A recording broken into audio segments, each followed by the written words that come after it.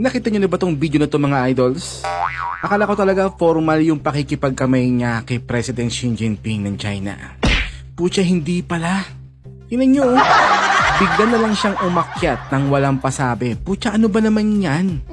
Parang lumalakas Ayaw, di ba? Okay, President, pansinin mo naman ako.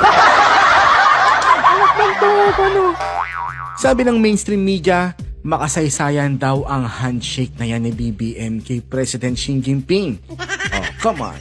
Pero guys, sige na nga. Oo na, sige na. Makasaysayan. Kasi yan ang pinaka nakakahiyang handshake sa kasaysayan ng APEC. Alam niyo yung kulang sa pansin lang na bigla kang aakyat ng stage para na makipag-handshake? Ew! Oh my goodness. So guys, may question ako sa mga ululista na troll farm ni Bangagski. Hindi ba kayo nandidiri sa presidenteng sinusuportahan nyo kahit binabayaran kayo? Alam niyo yung ako pa ang nandidiri kahit na hindi ako part ng troll army niya, no? Buset na yan. Kayo guys, anong masasabi nyo dito?